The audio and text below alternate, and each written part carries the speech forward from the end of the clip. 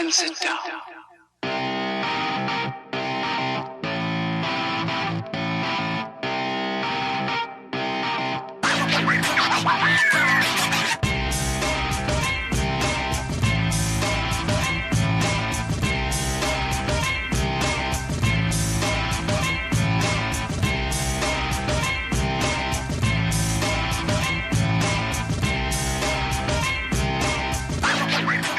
Hello and welcome back to another episode of Janessa After Dark. I'm your hostess, Miss Janessa J. Champagne. And yes, we've been gone for a minute. If you haven't noticed, I've been busy over at my other podcast, the limited series Miss J. The Renovation. If you want to hear a big messy drag queen like me grapple with self-care through some cheesy self-help books, I definitely recommend that series. We're on episode 6 so far. But for now, we are back to the main Janessa After Dark event. And of course, season 2 is all about horror. So far, we've talked to 2 horror directors, Heidi Moore and Tommy Faircloth, and iconic legendary scream queen, Felissa Rose. But for this episode, we're going to get a little bit sexy, and I'm going to be speaking with a burlesque performer who likes to incorporate elements of horror and spookiness into her performances. I am a huge fan of the art of burlesque, and those of you who are longtime listeners may remember that the very first episode of Janessa After Dark, way back in season 1, featured none other than adult film star and boylesque performer Chris Harder. You know, I started this podcast thinking about 3 of my favorite things: glam, geek, and gore. And while I love all of these things separately, I love when they come together and overlap and interact. What can I say? I was born for intersectionality. And for this episode, my guest is the perfect example of bringing together glam and gore in her spooky and sexy burlesque routines. But before we get to that, I want to talk a little bit about bodies, and not just the bodies that we find in the woods in horror movies when we go camping. I mean these bodies that we live in and that we navigate the world through. And not just anybody's body. I want to talk about bodies like mine. Whether you call us plus size or plump, fluffy, or just plain fat, I want to talk a little bit more about what it's like to live in the world in a bigger body and what it's like to try to find a way to love that body when so much of the world is telling you that you can't or you shouldn't.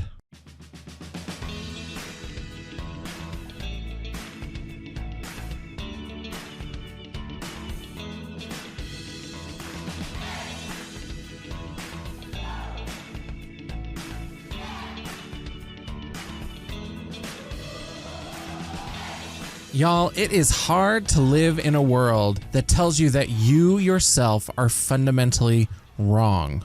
And really, at the heart of it, that's what any prejudice against any marginalized group is about. It's about saying that you somehow are wrong, that you don't deserve to exist, or you don't deserve to have the same rights, you don't deserve to have the same respect for your body as some other group of people. This is something that I know intimately well as a queer person, and it's something that I know as a fat person. And what's different between those two identities is that we've come a long way in understanding as a society that it's not okay to say awful, demeaning, degrading things about queer people. Obviously, there's still homophobia in the world, and in some ways, attacks on marginalized communities are becoming more frequent and more visible and more violent. But overall, there's still this perception that those sorts of attacks are not okay. They're not endorsed by society. And that's not true of attacks on fat people. It is completely socially acceptable to say awful, degrading things to fat people about their bodies, about how you imagine that they live their lives. People have no qualms about dehumanizing large people. Now, as somebody who is socialized as male and somebody whose typical gender presentation is pretty widely read as being male or masculine, I'm shielded from a lot of that shit. I read articles that absolutely make my blood boil about women who get on planes and have the people next to them complain to the flight attendants. And I travel a lot for work, and I've never had that sort of thing happen to me. As somebody who has a certain amount of male privilege, I'm lucky in that I don't have people who are quite as aggressive in their fatphobic actions against me the way that they are against women. Where I have had intensely negative experiences is in the arena of healthcare. And so much of fat phobia in our society passes as a sort of concern over the health and well-being of fat people. A couple of years ago, I was in the hospital for a skin infection. I had a wound on my leg that had become infected, and I had gotten something called cellulitis. Cellulitis is something that, if it's not treated, can actually lead to a pretty serious and sometimes even fatal blood infection. The infection itself is very serious and needs to be taken care of. Now, while I was in the hospital with this infection, the primary care doctor that I had at the time, every time she came to see me, she was much more interested in talking about my weight and plans for diet and weight loss than she was about actually dealing with the infection that had put me in the hospital in the first place. At one point, she had said she wanted me to sit with my leg elevated over the rest of my body. Now, the only way to do that with the hospital bed was to lay the bed absolutely flat and put a series of pillows under my leg. That's something that I've done at home for years if I have swelling or if I'm generally trying to improve the blood flow to my extremities. And when I'm in my own bed or on my couch, I can do that because the rest of my body has some padding to make that position comfortable. Now, with the hospital bed, there was no give to it at all. There was very little padding to the mattress. And when it was laid out flat, if I laid flat like that with my leg up, after 10 minutes at most, I would start getting this raging pain in my lower back. And so what I did was I put the bed into more of a curve shape and then put the pillows underneath my leg. She said that that's not good enough because it doesn't raise the leg above my heart. And I said, I know that I can do that at home, but I said, with this bed, with the amount of padding on this bed, I can't do it because my back hurts so bad that I can't even get out of bed if I do it for too long. Now, you'll notice that my claim was very clearly about my back hurting. It had nothing to do with me being asleep. My doctor's response to this was to say that I should be tested for sleep apnea.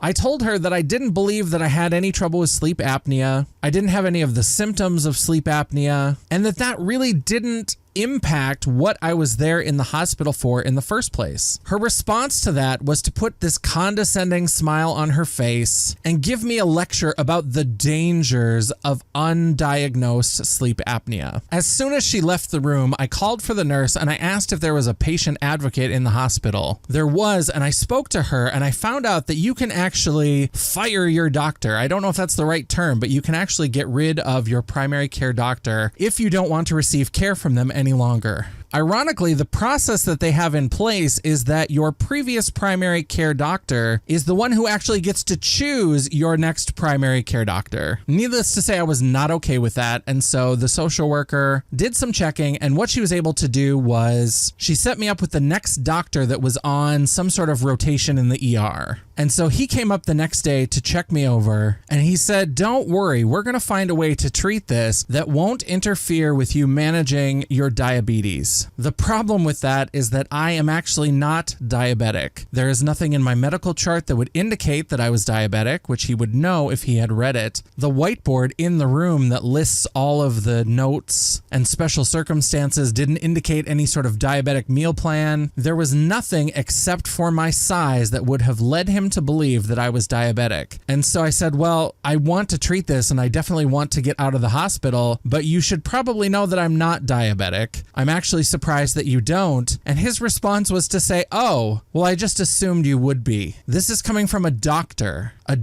in a hospital who is dealing with vulnerable, scared patients and is making assumptions without even reading their medical records based on their size or their appearance. Now, when I was discharged, I made my follow-up appointments with a different primary care physician. And when I went to my aftercare appointment, this doctor looked at my chart and my record for less than 5 minutes. And then he asked me, did anybody ask you about your iron levels? Did anybody tell you that you're anemic? And I said, no, nobody mentioned anything. And he said, oh yeah, your iron levels are extremely low. And I was actually missing about 25% of the level of blood that I should have had in my body. My body wasn't producing blood at a fast enough level to replace old blood. He found that after looking at my record for 5 minutes, and I was in the hospital for 5 days. And nobody in the time that I was there, not a single doctor, a single nurse, nobody who had access to my record noticed that I was anemic and that I needed to take iron supplements and I needed to get my hemoglobin levels up.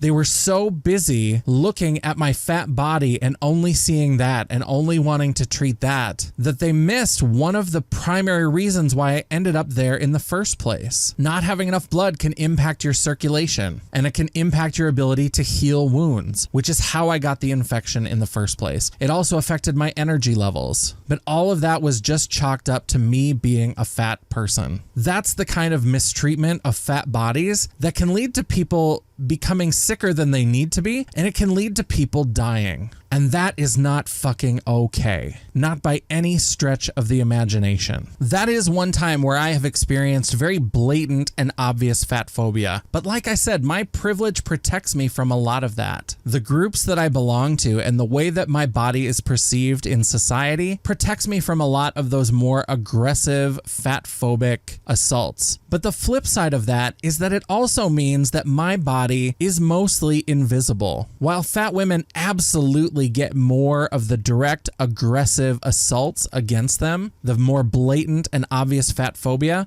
they also have more types of representation in the media. They have more options for shopping and more businesses that are starting to cater to their bodies and to their style. There are starting to be more cultural products and more media representations of fat women who are strong, confident women, and in some cases even romantic leads, whereas large male bodies are still cast in the role of buffoons, as creeps, or not visible at all. You know, it's hard to compare shows like Drop Dead Diva or the character that Chrissy Metz plays on This Is Us with portrayals like Paul Blart, Mall Cop. And those kinds of portrayals, as limited as they are still primarily portrayals of straight men. When it comes to queer men's spaces, the portrayal of fat bodies is almost non-existent. And even as I found a community where I could explore and celebrate my sexuality, because of my body, because of being a fat person, once again, I saw myself disappear. I wasn't seen. I wasn't acknowledged because I had the audacity to do the two things that queer men are not allowed to do. I got fat and old. As a drag performer, I have a certain latitude to explore identity and talk about issues of body politics and size acceptance, but that agency rarely translates off the stage into interpersonal interactions in queer men's spaces. I don't fit with any of the types. If I'm not in my drag, if I'm not in my persona, then I don't really have a tribe that I fit in with. The closest is probably the bears, but I don't like body hair or facial hair. And so I don't fit in with the typical sort of aesthetic of what people are looking for when they're exploring the bear community. There's a growing community of what are called chub chasers or fat fetishists. And while I've met some people through that sort of community, a lot of times it comes down to more of a sexual fetishization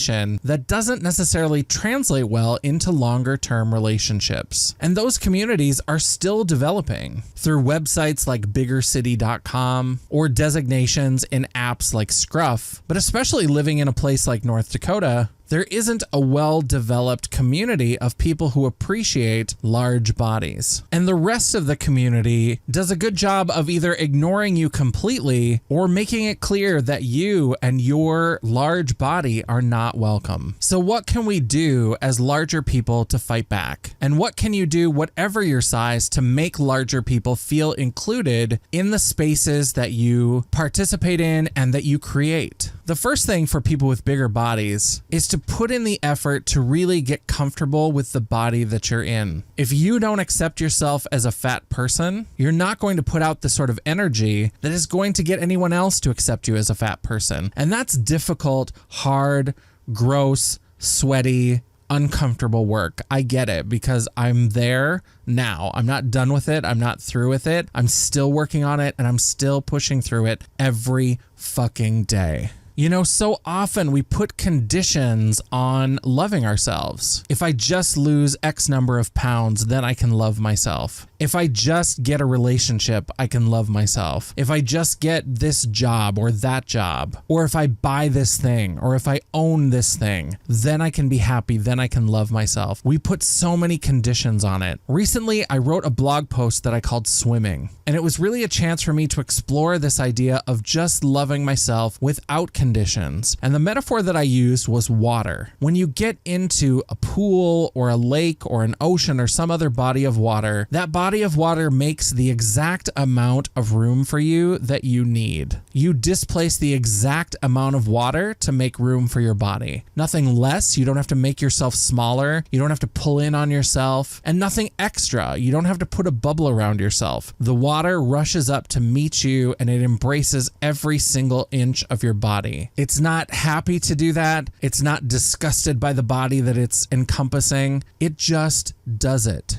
It just gives you the exact room that you need. And if we can start to develop those kinds of relationships with our body, where we just let it be what it is, that's where we can start to affect change. And that's where we can start to change the conversation around all kinds of bodies. And if you're someone who's looking to be an ally to fat people, think about the way that you use language. If you say to a fat person, "Oh, I don't see you as fat," why does that seem like a positive thing to you? You would only say that if you're assuming that being fat is a negative thing rather than a factual description. And so even if it's well-meaning, to say, "I don't see you as fat," is the same as saying, "I don't see you as black. I don't see you as Jewish." It's negating a part of somebody's identity and experience for your own comfort. And for the people who pretend to be well-meaning and approach fatphobic comments through the guise of, "Well, I just want people to be healthy," a number on a scale has never and will never equate to a level of healthiness. There are all different kinds and levels of being healthy. Looking at a body and looking at the size of a body doesn't tell you how much activity they get. It doesn't tell you how much food they actually eat. It doesn't tell you anything about their health except for stereotypes that you can guess. There are lots of people who are very thin who are doing terrible, unhealthy things to their body. And so just looking at a body and comparing two bodies, you can't tell which one is healthier just by looking at the size of them. And even if you could, again, it goes back to that metaphor of jumping into the water. Why does your body have to be healthy in order to be worthy of love, of compassion, and of respect? It doesn't. Every single body deserves love and compassion and respect, regardless of whether or not it's a healthy body, an unhealthy body, a small body, a large body, a light body, a dark body. All bodies are worthy of love and compassion and respect. And until we can wrap our minds around that, until we can really come to a place where we can accept that, not only for our own bodies, but for the bodies of others, we're going to continue these patterns where people feel either outright attacked or just erased.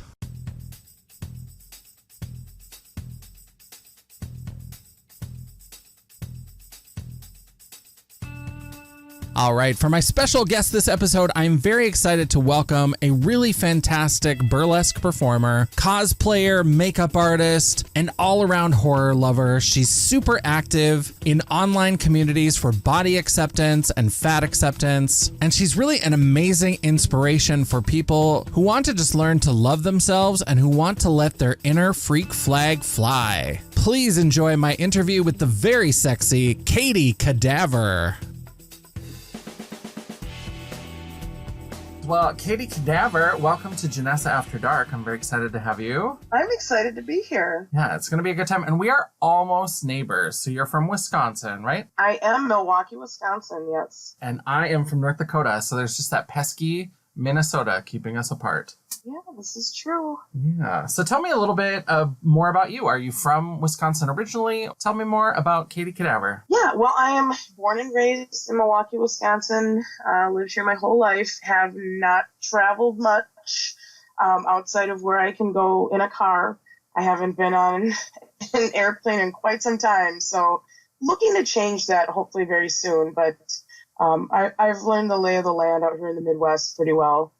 So I'm interested in seeing other parts of the country. But yeah, I've been here my whole life. And, I'm just kind of starting to branch out a little bit more from Milwaukee. I'm big in the horror community. And unfortunately, like Milwaukee never sees any horror conventions or any really big horror community type things. So I almost always have to travel outside Milwaukee to get that. Yeah, absolutely. North Dakota doesn't get much of any of that either. The Twin Cities is kind of the closest for anything like that. We have Chicago a hop, skip, and a jump away, which is kind of nice. Yeah, definitely. So I want to start by talking a little bit about the burlesque, because I'm really interested in the style of burlesque that you do, because there's this picture of you in like this whole leather face costume that I think is really cool. So tell me how you got into burlesque and how do you develop your routines and... Sure. Well, it's kind of a funny story how I got into burlesque. I have no dance background whatsoever. It's nothing I ever really even thought about doing, and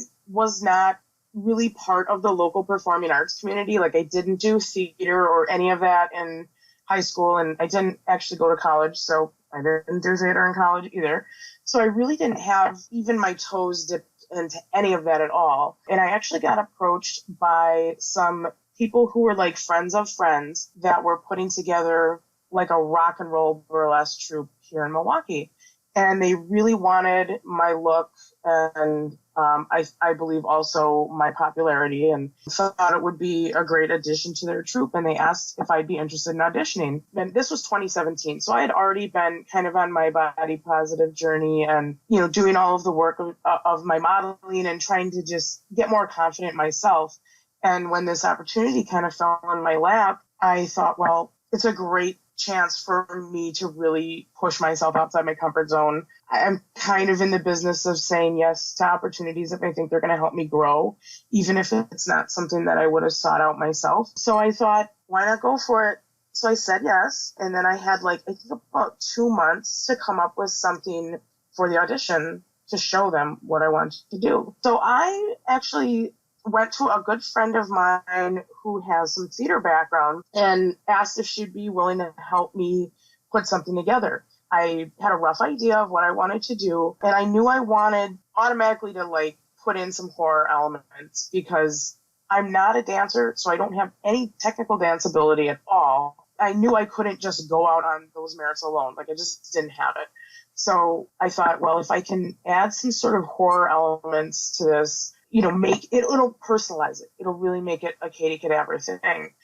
So with the help of my friend in theater and, kind of my own concept, we came up with my first number, which was To the Suspiria theme by Goblin. There's a scene, a part in this act where I slit my own throat. That's kind of like the climax of the thing. So I auditioned with this and they were really impressed by it, said, hey, yeah, you're in. So I debuted in May of 2017, did the troupe's first show, and then I did a second show with them where I developed a new number again with the help of my friend. And I actually brought my boyfriend Ryan in on the second one. We do kind of like a duet where he sings to a karaoke track and then I perform, I dance. That was the second show I performed with that troupe. Things kind of went south after that with these people. Over the course of working with them, I realized they are not my people. Our values just did not match up. I didn't agree with the way things were going. So I knew I had to kind of get out of that. And I thought,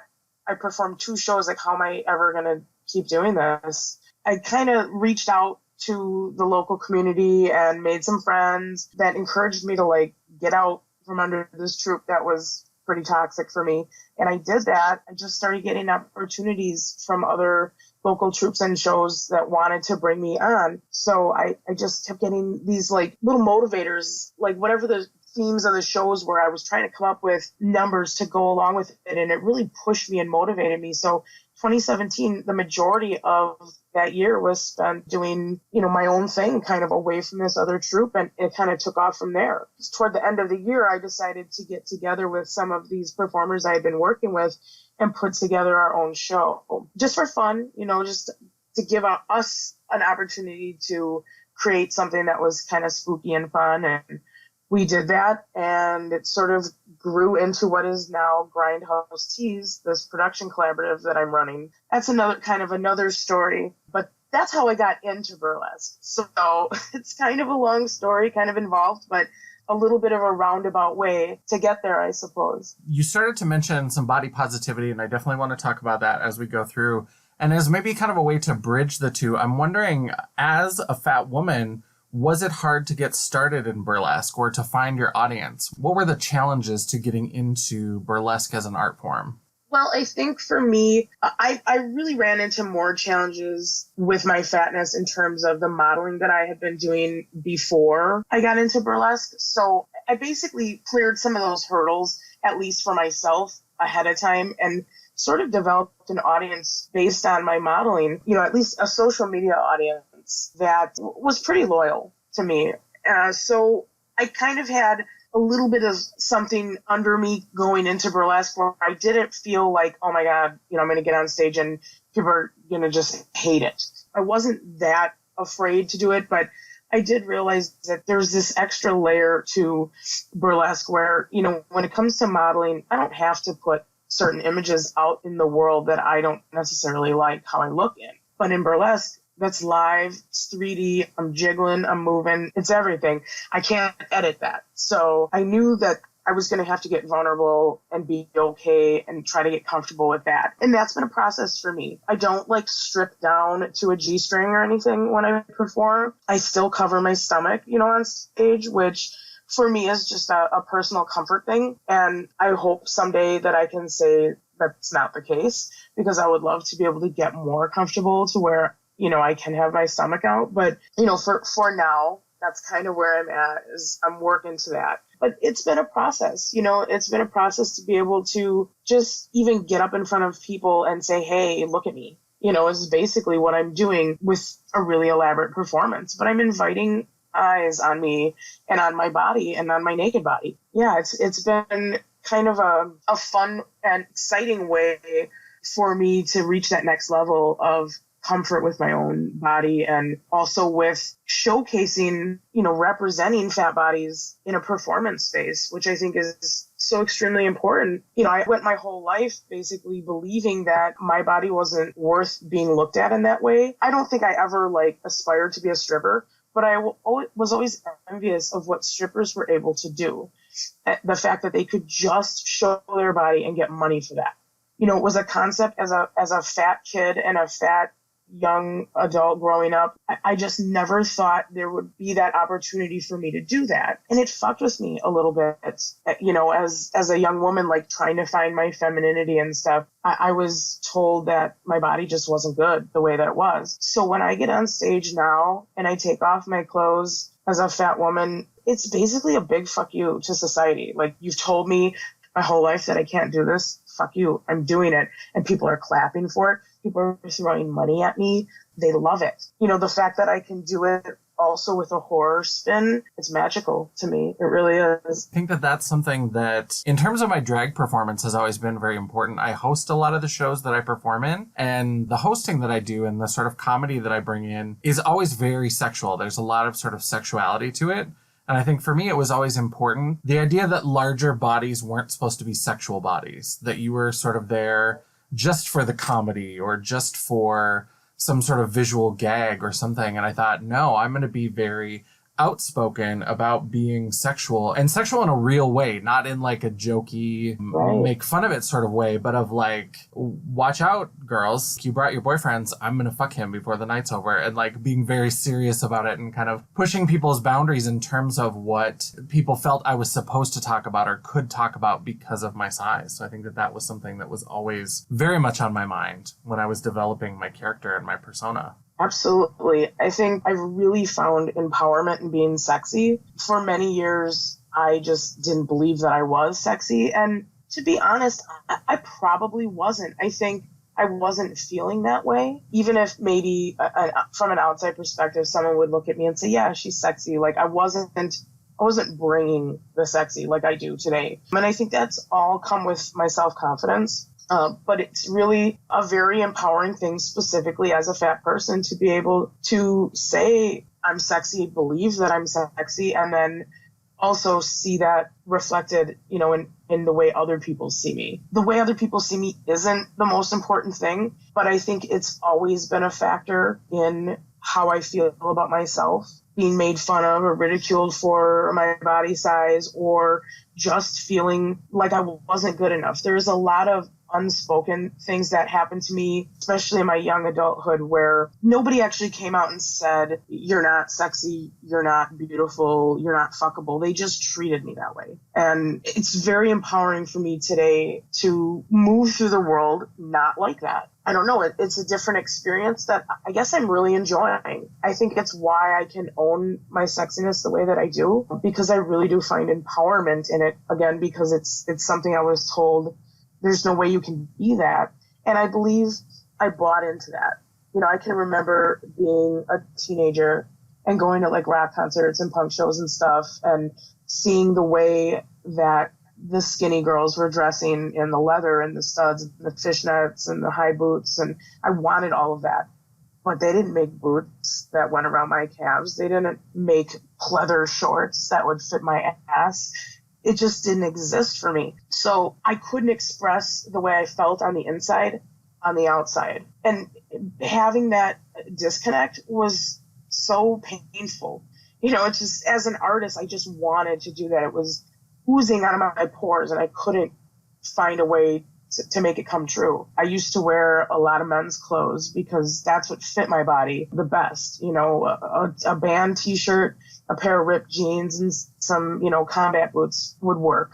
It wasn't the sexy stuff that I wear today, but it was closest to my style. And, I've come a long way in being able to not only find the clothing that fits my body today, and that's due to many clothing manufacturers actually providing me with that, but also I now have the agency to, if I don't see it out there in my size, I can sometimes create it if it's not too complex of a piece. So I've done a lot of work on creating things that are custom for me. For many years, I used to cut up t-shirts a lot, the band t-shirts and stuff, to make them more fitted and more appropriate for my body shape. And I will still do that if I have to. So, it's really just getting the confidence under me to be like, yeah, you know what? I'm just going to, if I don't see it, I'm going to make it. If I don't see the space where I want to be, I'm going to make that space. And that's kind of what I do. That's one of the reasons why I started sewing, is because I thought it was so hard to find any drag that fit me and anything that was in big enough sizes and, or that even was shaped right, because so many things, they were really large in the hips, and I'm an apple all day long. So like my hips were always fine. It was everything else that wouldn't fit into clothes.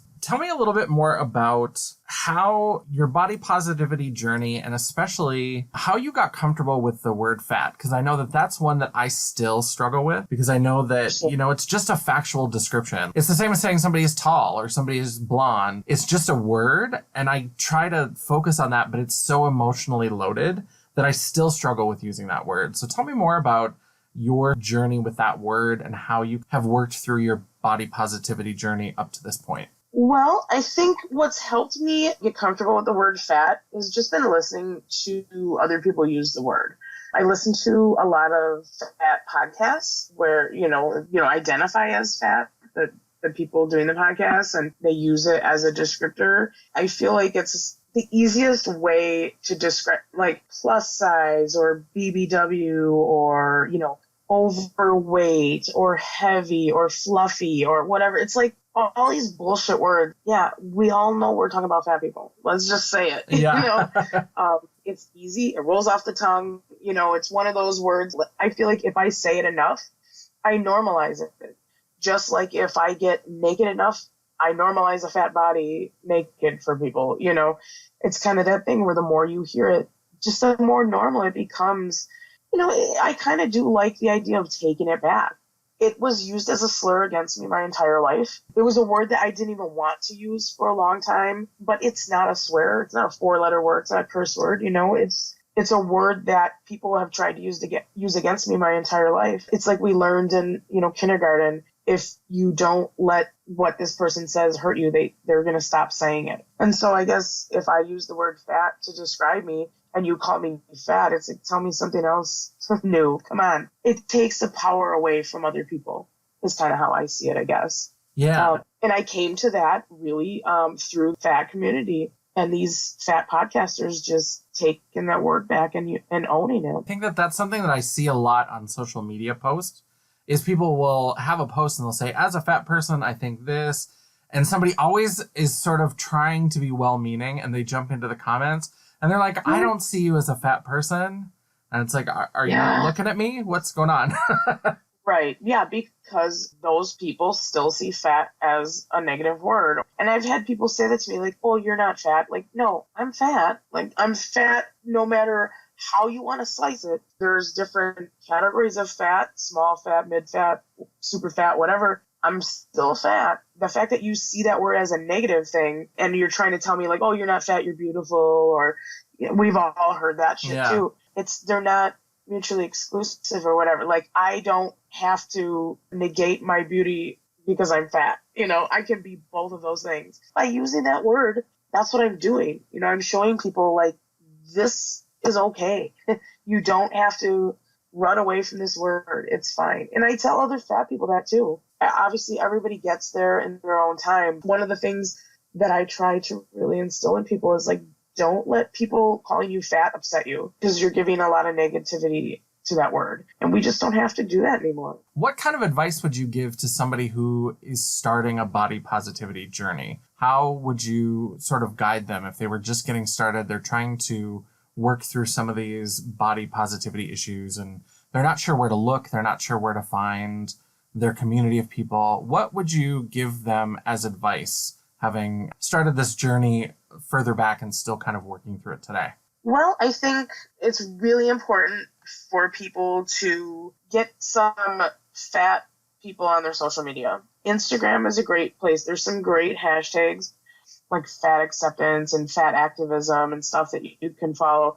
Body positivity has kind of been hijacked by thin white women. So, that's maybe not the best one to use anymore. But when I first started on my journey, the body positive hashtag, was a lot more fat people.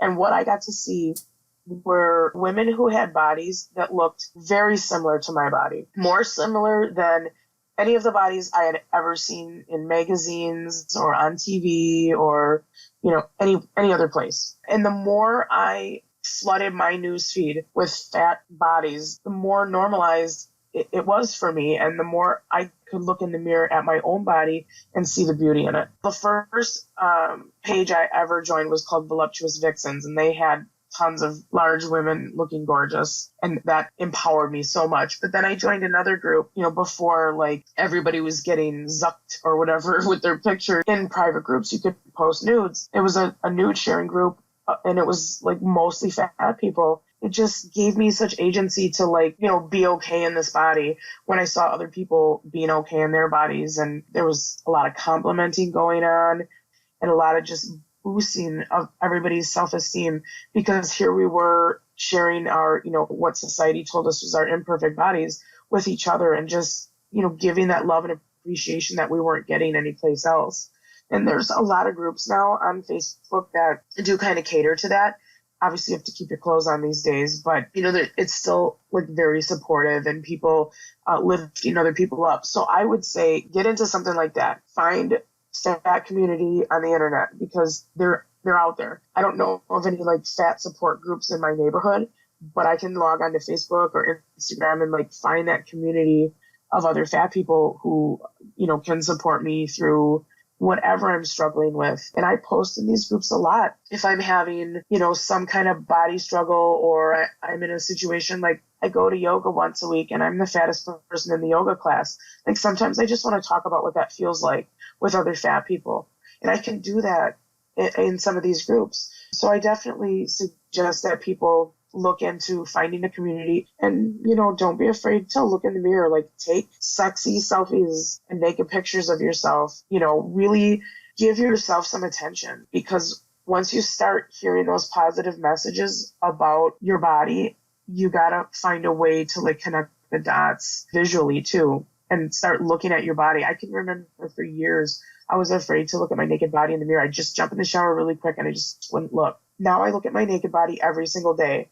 And I sometimes grab the rolls and the chunks of fat or whatever and move things around. And sometimes I don't like what I see. And sometimes I'm sexy as hell. It just depends how I'm feeling at that moment. But I try to give myself that time every day to just be with my body and really look at it and try to appreciate it and its beauty.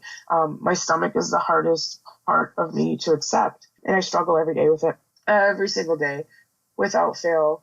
I look at my stomach and I wish it wasn't what it is. I'm not 100% there yet with the stomach, for whatever reason. That's my last frontier. So I just keep working on it every day and honest about it because I want people to know, I've been doing this a long time, but I'm still not there. Even in the fat acceptance spaces and the body positive spaces, you don't see a lot of women with my shape having the kind of stomach that I have. It's not showcased. There's still the acceptable fat in air quotes where you have big tits and a big ass and, an hourglass shape. I have all of those things. I didn't do anything to get them. I was just born that way. But I have this overhanging stomach that I hate it because I still don't see it represented anywhere, which is why representation is so important. Because if I saw, stomachs like mine being showcased as beautiful anywhere, it would help me feel beautiful. It's seeing that reflection. So I'm still working on it. And I'm also looking for hashtags like tummy love and stuff so I can find more of that and embrace it a little bit more. One thing that I've been doing the last couple of years, this was weird for me on a couple of levels, is that I have started going to bathhouses because that was one of the places that, first of all, coming from North Dakota, in some ways I was so sexually prudish. So this idea of a really open sort of public sexuality was terrifying to me. But just this fact that there was this space that was very naked and you go and you're just sort of naked. The first time I ever went, there was a little bit of a feeling from some of the people that I wasn't supposed to be there. And I'm a Capricorn. I am so stubborn. The minute you tell me I'm not supposed to do something, I'm well, then I'm going to do it more. Yes. So I was I'm going to infiltrate these naked spaces and I'm just going to be... And it wasn't even about going there to try to hook up or anything. It just became about going to these places because it's this naked space and getting to be naked in an open, outside of my house kind of way. It's such an empowering challenge. When I'm on stage with my top off and titties are out, it's all bets are off. There's level that I have to get to so that I don't just grab myself and run away screaming. Yeah. I have to, you just, I don't know, you just push through that. Getting on the other side of that is such an adrenaline rush for me. And every time I do it, it helps my confidence just a little bit more, to the point where, now I'm a lot more comfortable with things that, even a year ago, I don't think I would have been as comfortable with. So I take those opportunities. And I don't know that we have any bathhouses around here in Milwaukee, but I could see that as being, another challenge, another way to get vulnerable and work through it and then, feel accomplished at the end of it. Every time I do that, I just grow a little bit more every single time. And before you know it, you look back and it's wow, I've come a long way. And in the, 2 years that I've been doing burlesque now, I've come very far with how I see myself. And it's so amazing. Now, I met you through Days of the Dead in Indianapolis. Do you do a lot of horror conventions and horror type events? I tend to when I can afford it, yes. I just got back from Horrorhound Cincinnati, which was a blast. I had so much fun. Horrorhound, usually my trauma team is at Horrorhound, so I'm working the trauma booth for the weekend with them. But Days of the Dead, I just attend those because I love them so much. Any chance I get really to be part of the horror community and do cosplay and makeup and all that fun stuff, I take those opportunities. So I try as much as I can. I would love to travel more and do it more, but it all requires money. And unfortunately, the art that I do is not a tangible piece that I can set up a booth and sell it. My art, I wear it, I perform it. That kind of thing. So I do rely a lot on donations from the people who appreciate what I'm doing. And those donations then get put back into creating my cosplays and purchasing the makeup and travel expenses to get me to the conventions so that I can share all of this with everyone. So I'm working on slowly building my creative empire and making it so that the art that I create can sustain the art that I want to create in the future. And I've been doing that a lot, through like my Patreon and then, just donations from people. I will typically provide you with some visual content as a thank you for your donations, depending on who's donating, what they want to see. Yeah, it's typically modeling work that I thank my contributors with. That's kind of how I've been getting myself to the horror conventions and stuff. But, I'm kind of looking for another way into any way that I can be a part of the horror community. Like, I'm all for it. Very cool. Yeah. And so you work with trauma. Tell me more about being a traumette. Oh, it's so much fun. And it's one of those things, again, as a fat woman, I just never thought that I would end up doing that. I've always kind of understood the traumettes as being, these big breasted, like beautiful, thin women. And I mean, I got the big breasted thing going and the beautiful thing going, but I'm not thin. And you know what? Trauma doesn't give a shit. They love me. They love to have me and I love hanging out with them. And it's always such a pleasure and a privilege to work with Lloyd Kaufman, the legend that he is. And he's so kind and so good to me when I work with him. It's really great. And everybody has welcomed me at Trauma with open arms and they're just awesome. For people who aren't familiar with Trauma, like definitely look up Trauma Entertainment and their films. The Toxic Avenger is the most obvious.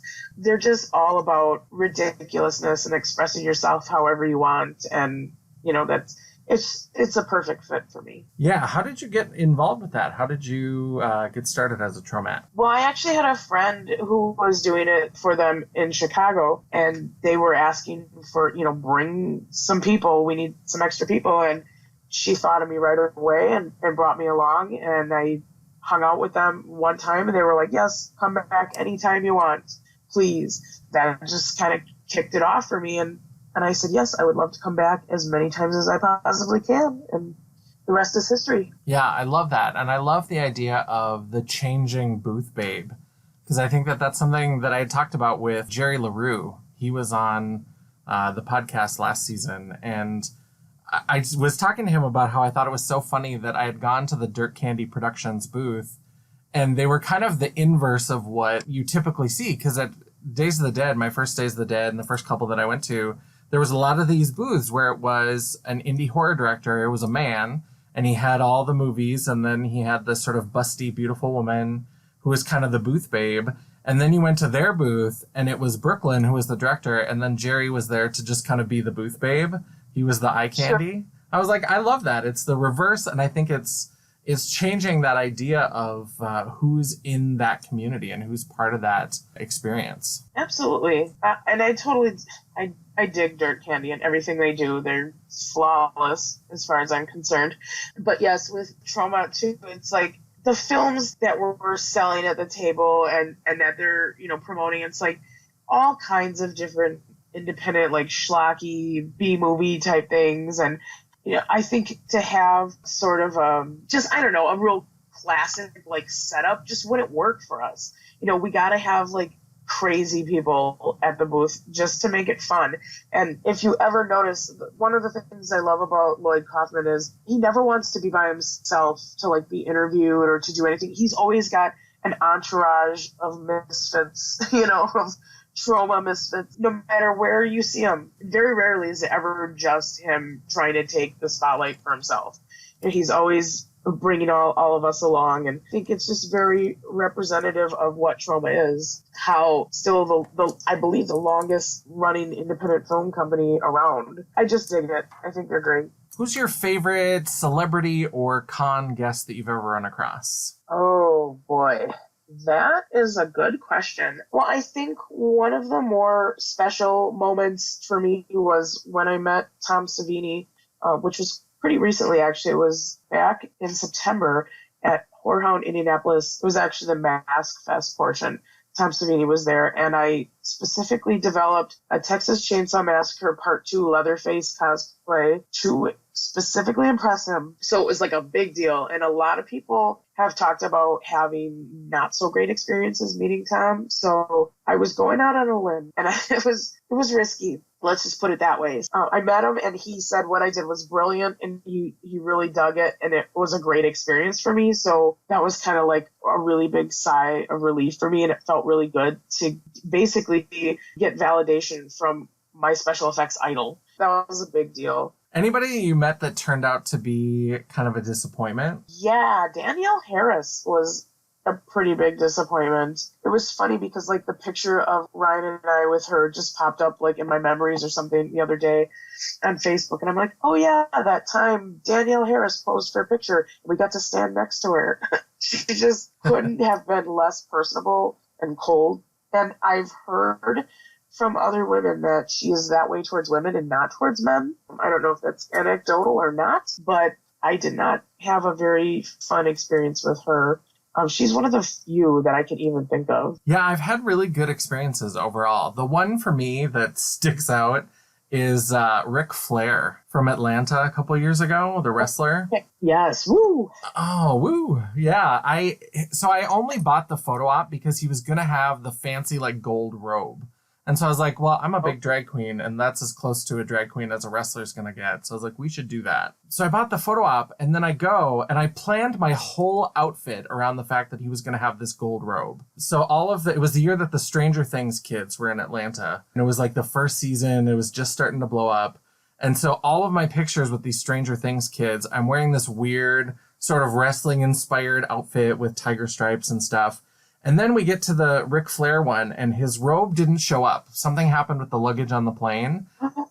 I know. So the robe didn't show up. And then I go in there, and he clearly is not all about the drag queen. So like when they used to have all of the photos on the website for Days of the Dead, and you could go in and just kind of look at him, and all of them, he's like hugged up on people and, you know, got his arm around them and all this kind of stuff. And I came in and he was like, oh, and then clearly was like standing off to the side and was not going to interact with me, not put his arm around me or whatever. And I was just like, that's okay. I was like, life, lemons, I'm going to make some lemonade. So I like hit a 3/4 and like moved off to the side a little bit. And then we took the picture, and I've got the Days of the Dead like wrestling belt. They had that you could pose with. And so I've got this picture with Ric Flair. But if I crop it right, I've got this beautiful professional photo of just me with the wrestling belt. So Perfect. I stepped just enough to the side that I could crop him all the way out. That is a great lemons to lemonade there. Yeah, I was like, you can go. We're just going to get a photo out of this. That's disappointing because Ric Flair is kind of a legend. Like, what the hell, dude? I know. I was like, I don't even like wrestling, and I know who Ric Flair is because my brother was into wrestling when I was growing up, and that's so disappointing. such a bummer. Totally. So what's some of your favorite horror? We've kind of talked around horror a little bit, but what are some of your favorite horror movies, horror genres, subgenres, anything like that? Well, I'm big into 80s horror, slashers, stuff like that. The Texas Chainsaw Massacre Part 2 is actually my favorite horror movie, followed up very closely by Dawn of the Dead and Return of the Living Dead. I love, horror comedies. I'm big into the juxtaposition, like funny horror, like doesn't seem to fit. Sexy horror also doesn't seem to fit, and that's what I do on stage with Burlesque. So I really like those two opposing things, those two opposing elements. So horror comedies I'm big on, but I also just dig most any horror movie from the 80s. It's just my cup of tea for sure. I would say probably like anywhere from 75, probably to like 92 or 3 was the golden age for me. Like I love anything from that time period. I also have a thing for Italian horror or giallos. I'm big into like Dario Argento, and I recently discovered what became one of my favorite movies, Joe D'Amato's Buio Mega from 1979, which I had never heard of until like last year. So that was a really fun discovery for me. I discovered, an old Italian horror movie that I had never heard of. And the soundtrack was done by Goblin, which I have listened to on repeat, much to everyone around me's dismay.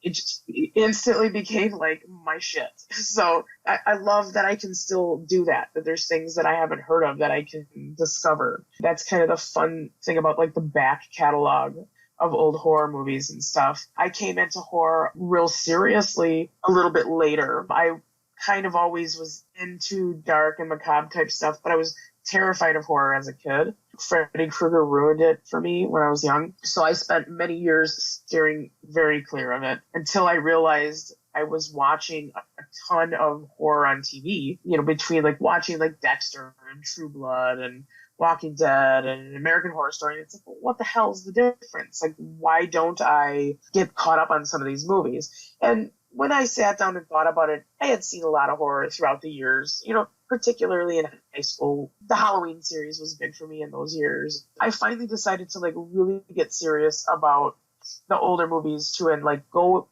back through the catalog and really start looking at some of these movies that are respected within the horror community. And also I started looking at them as an art form instead of just as entertainment. And that completely changed the way that I saw these films. And I've since started being a part of a podcast over the last year or so with another group of people. It's called Inside Movies Galore, and we're very much a work in progress, but it's a podcast where we basically just talk about movies. We watch a different movie each week, and then we talk about it amongst ourselves and just bring our own personal flavor, to the discussion based on like whatever our background is. So that's caused me to really examine films in a different way. And I enjoy kind of picking them apart and really digging into them. It's not something I ever did before. Just seeing things through an artist's lens has changed my perspective of movies. And I can go back now and watch movies that I haven't seen since I was a kid and really see them differently, which I think is really fun. I will pretty much entertain any horror movie, but I really like the older stuff. That's really where my heart is. I'm excited to see Us, the new Jordan Peele movie. It's not a movie like that would jump out at me, I think, if I were, just looking for something to watch, but I've heard a lot of great reviews on it and stuff. And even though it's newer horror and I'm not as interested in that, if it's getting good reviews and people say it's good, I have to give it a watch just to see. And like the new Suspiria, I was really iffy about because I love the original so much. And I watched the new one and I actually liked it.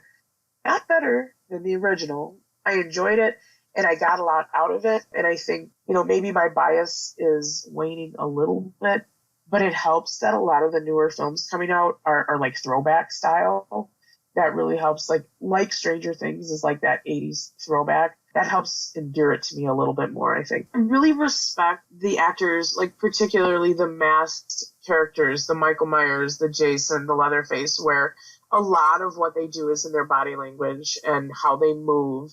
When I was developing my Leatherface burlesque number, I spent a lot of time just studying Leatherface's movements. And what I learned from studying that is how expressive the body language has to be when the face is covered by a mask. I've seen this too, particularly in Michael Myers too, like just how a certain shift of the body or a certain movement can really turn you from innocent to menacing or whatever. And I tried to replicate that in my burlesque performance. And I feel like every time I perform that number, I get a little bit better at it. There was some character study that went into that. And I imagine when you're that character in a film, that's a huge part of what you're doing. That's so true. And that's something that if you think about two of the big Jasons that do a lot of the horror conventions, CJ Graham and Kane Hodder, their portrayals of Jason Voorhees are very different. And just the way they appear on screen is so different. Definitely. Kane is more that hulking big Jason, and CJ, he was the comical Jason, my favorite version of Jason, to be honest.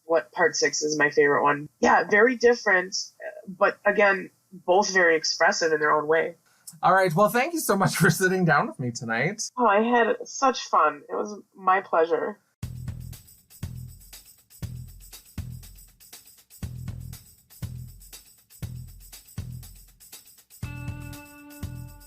All right, I hope you enjoyed my interview with burlesque performer, cosplayer, and makeup artist Katie Kadaver. You can search for Katie Kadaver on Facebook, Instagram, and you'll also find links to her Patreon if you'd like to support her art and help her be a tromette at a horror convention near you.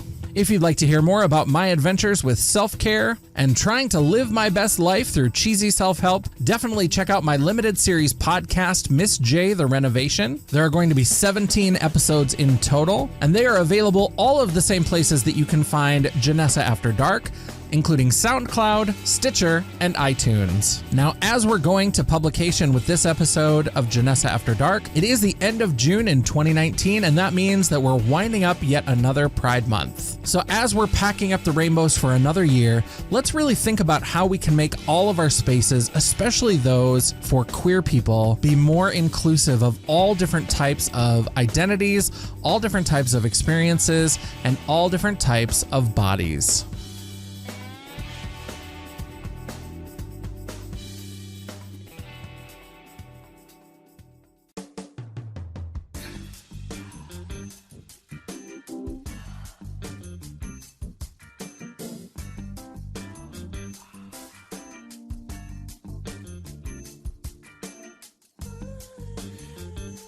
This episode of Janessa After Dark includes royalty-free tracks from bensound.com. The tracks included in this episode are Actionable, which serves as our podcast intro, the track Clap and Yell, which played before the commentary, the track Badass, which played as a buffer on either side of Katie Kadaver's interview, and the track Sexy, which you're listening to now. For these and more great royalty-free tracks, please visit bensound, that's BEN sound.com.